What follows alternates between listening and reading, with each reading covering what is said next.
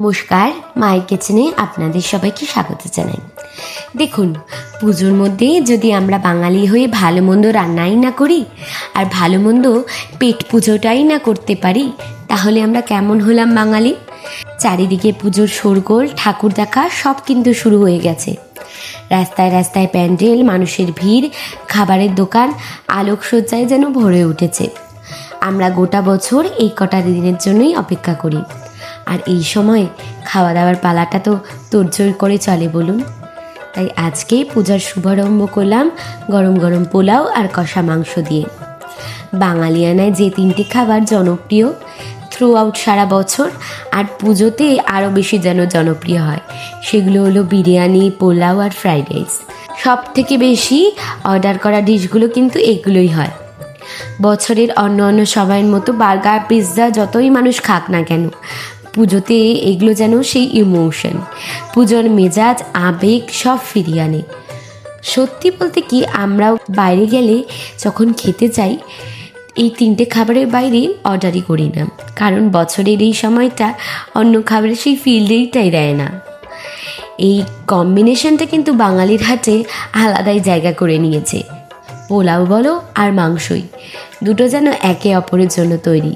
এক বাটি পোলাও, তার উপরে এক পিস লেগ পিস, আর কিছু লাগে না জীবনে।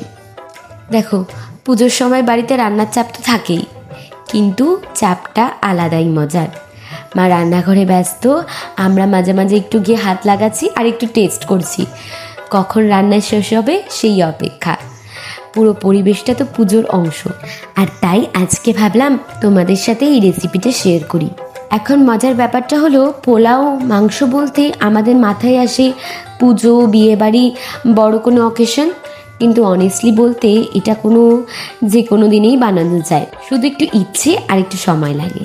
আর একটা কথা বলি, আমি জানি অনেকেই মনে করেন ভালো খাবার মানে কমপ্লিকেট রেসিপি, অনেকটা ইনগ্রিডিয়েন্টস, অনেকটা সময়, কিন্তু আসলে তা না। সিম্পল জিনিস দিয়েই দারুণ রান্না বানানো যায়। আমাদের বাঙালির রান্নাটাই এমন, শুধু একটু ভালোবাসা লাগে আর একটু বেসিক মশলা আর একটু ধৈর্য, ব্যাস হয়ে গেল। অনেকেই পোলাওয়ের চাল নিয়ে অনেক মতামত রাখেন। কেউ গোবিন্দভোগ চালে পছন্দ করেন, কেউ বাসমতি চালে, আবার কেউ সাদা পোলাওয়ের চাল। আমার কাছে মনে হয় যে কোনো চাল দিয়েই সুন্দর পোলাও বানানো যেতে পারে, যদি টেকনিকটা ঠিক থাকে। তো চালটা ভালো করে ভিজিয়ে নিতে হবে, সেটা ইম্পর্টেন্ট। আর ঘি, তেল এগুলোর রেশিও তো ঠিক রাখতেই হবে। আর দেখুন, পুজো মানেই তো শুধু খাওয়া নয়, কিন্তু খাওয়া যায় একটা বড় পার্ট। প্যান্ডেল হপিং করে ফিরে এসে যখন বাড়িতে গরম ভাত পান, সেই ফিলিংটাই বোঝানো যায় না। ক্লান্ত শরীর কিন্তু মন ভরা, তার সাথে ভালো খাবার, জিনিসগুলো তো পুজোতেই স্পেশাল করে তোলে। তো বলছিলাম যে এই রেসিপিটা আমাদের বাড়িতে যেভাবেই বানানো হয়, সবার বাড়িতে একটু আলাদা আলাদাভাবে রান্না করা হয়।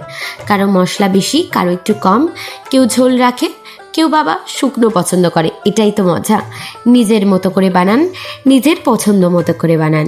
আমি যেটা করছি সেটা আমার ভার্সন, আপনি আপনার মতো করে বানান। আর হ্যাঁ, পুজোর সময় একটু এক্সট্রা খাওয়া দাওয়া হয়ে যায় জানি, সেটা নিয়ে গিল্টি ফিলিং করার কিছু নেই। বছরে একবারই পুজো আসে, এনজয় করুন। ডায়েট, জিম এসব পরে দেখা যাবে, এখন তো শুধু পুজোর মজা করার সময়, আর খাওয়াটা একটা সেলিব্রেশন, তাই না? তো পুজোর সবাই ভালো মতন সবাই মিলে উপভোগ করুন, ভালো খান, ভালো থাকুন। শারদীয়ায় আপনাদের প্রীতি শুভেচ্ছা, নমস্কার।